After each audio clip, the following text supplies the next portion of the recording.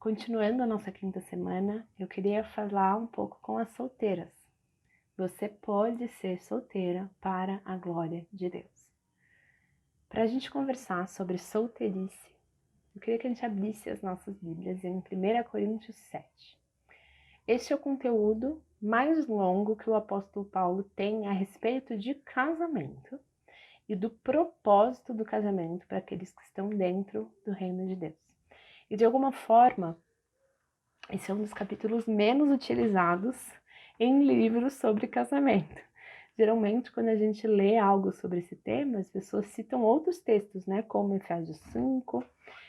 Mas nesse capítulo, o que eu acho interessante é que Paulo está respondendo aos coríntios a respeito do que eles deveriam fazer com relação ao casamento neste período de tempo em que a gente está aguardando a volta do nosso Senhor Jesus.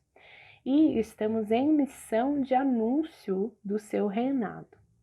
Veja o que Paulo tem a dizer, e especificamente tem a dizer às moças solteiras. Vamos começar. Gostaria que todos fossem como eu, mas cada um tem o seu próprio dom, concedido por Deus. Um tem esse tipo de dom, o outro aquele. Portanto, digo aos solteiros e às viúvas, é melhor que permaneçam como eu. Mas, se não conseguirem se controlar, devem se casar.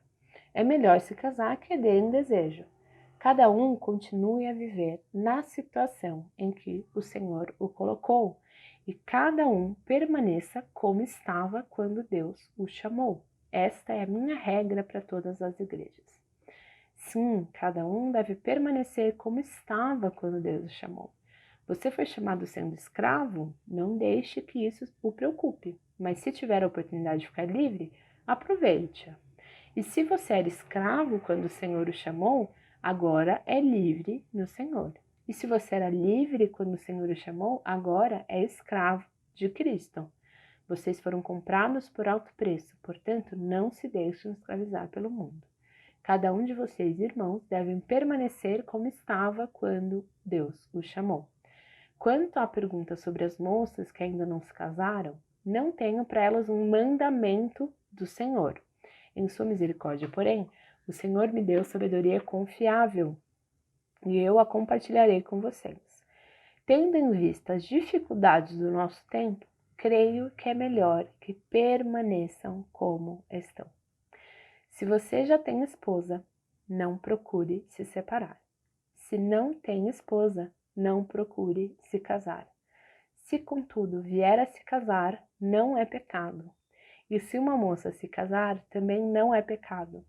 No entanto, aqueles que se casarem em tempos como os atuais terão de enfrentar dificuldades, e minha intenção é poupá-los disso. Irmãos, isso é o que eu quero dizer. O tempo que resta é muito curto. Portanto, de agora em diante, aqueles que têm esposa devem agir como se não fossem casados. Aqueles que choram, que se alegram ou que compram coisas não devem se entregar totalmente à tristeza, à alegria e aos bens. Aqueles que usam as coisas deste mundo não devem se apegar a elas, pois este mundo, como conhecemos, logo passará. Eu quero que estejam livres das preocupações dessa vida. O homem que não é casado tem mais tempo para se dedicar à obra do Senhor e pensar em como agradá-lo. Mas o homem casado precisa pensar em suas responsabilidades nesse mundo e em como agradar a sua esposa. Seus interesses estão divididos. Da mesma forma, a mulher que não é casada ou que nunca se casou pode se dedicar ao Senhor e ser santa de corpo e espírito. Mas a mulher casada precisa pensar em suas responsabilidades aqui na terra e em como agradar o seu marido. Digo isso para o seu bem e não para lhes impor restrições. Quero que façam aquilo que os ajudará a servir melhor ao Senhor com o mínimo possível de distrações.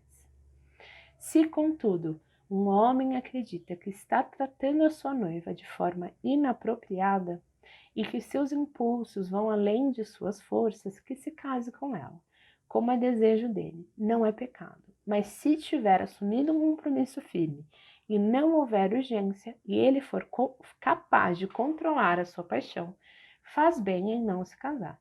Portanto, quem se casa com sua noiva faz bem, e quem não se casa faz melhor ainda. Eu acho que o apóstolo Paulo deixou muito claro, a percepção dele a respeito do casamento.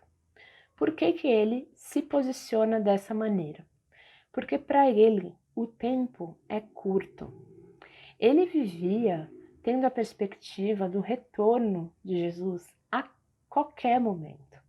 E diante dessa perspectiva, isso significa que ele precisa viver uma vida com o mínimo possível de distrações e o máximo possível de aproveitamento de cada oportunidade para anunciar a boa notícia da chegada do reino e a volta iminente de Jesus. Por isso ele recomendava que as pessoas que estão solteiras não se casassem. Não por motivos egoístas, né, para se autorrealizarem, mas para não terem distrações no cumprimento da missão de Jesus de anunciar a todas as criaturas a chegada do reino de Deus. Para além de papéis, Paulo queria que tanto homens quanto mulheres mantivessem o máximo das suas energias focadas no desenvolvimento do caráter de Cristo em si e no anúncio do evangelho a toda criatura. E de alguma maneira ele via o casamento como um limitador para isso. Por isso, queridas irmãs solteiras, vocês podem desejar se casar e ter filhos. Mas não façam disso um ídolo. Vocês também podem desejar não se casar e ter filhos, mas não façam isso por motivos de se realizar profissionalmente e manter uma vida de autorrealização. Abra suas mãos para o Eterno e se renda ao propósito dele para essa estação da sua vida, de solteirice. Independente de você vir a se casar ou não, quais são as oportunidades que Deus está te dando hoje de manifestar o reino dele e de anunciar a boa notícia do reino? Você ainda pode exercer o seu dom de maternidade, mesmo não tendo filhos biológicos. E digo mais, não tendo filhos biológicos, você pode gerar muito mais filhos espirituais. Você ainda pode suprir o seu anseio de ser vista, conhecida e amada através de amizades espirituais profundas.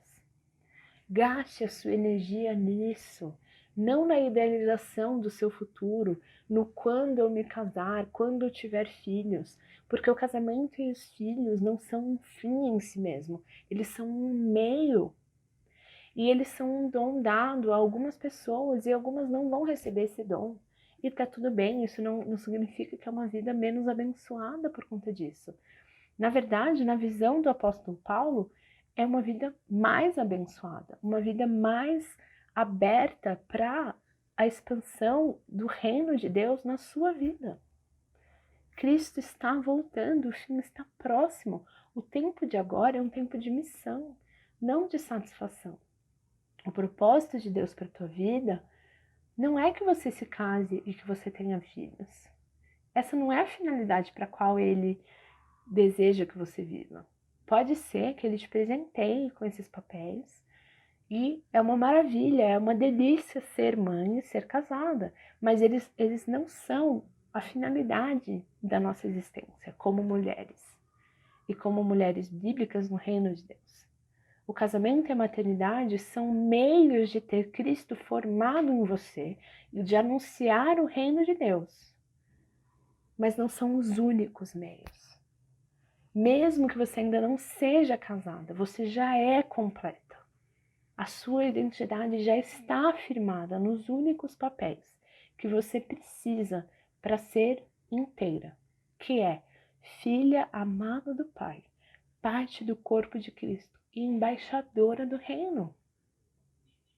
Em Gálatas 3, dos versículos 26 a 29, Paulo diz: pois todos vocês são filhos de Deus por meio da fé em Cristo Jesus. Todos que foram unidos com Cristo no batismo se revestiram de Cristo. Não há mais judeu, nem gentil, escravo nem livre, homem nem mulher, pois todos vocês são um em Jesus. E agora que pertencem a Cristo, são verdadeiros filhos de Abraão, herdeiros dele, segundo a promessa de Deus. Você não está sozinha. Você não é infrutífera. Sendo solteira, você pode ser mãe espiritual de muito mais pessoas do que se você fosse só mãe biológica de algumas poucas pessoas. Quando a gente é mãe biológica de algumas poucas pessoas, a nossa missão é gastar o máximo de energia nessas poucas pessoas que o Senhor nos conferiu. Agora, quando você tem essa energia para gastar em filhos espirituais, por você não ser uma pessoa casada e com filhos, glória a Deus para a expansão do reino. Viva a estação de hoje. Se um dia você viesse casar e ter filhos, glória a Deus. Se um dia você não se casar e não tiver filhos, glória a Deus. Sendo solteira, você está exercendo um dom. Este não é um momento de entre-safra. Este não é um momento em que você está aguardando a sua vida começar. A sua vida já começou e o tempo é agora. A missão já está agora nas suas mãos. Deus já está te chamando. Deus já está te capacitando. Deus já está te dando pessoas para amar, para maternar, para discipular, para frutificar. Você é chamada a ir e dar frutos, encher a terra com a imagem e semelhança de Cristo. E isso não precisa ser feito necessariamente através de filhos biológicos. Vá e dê frutos.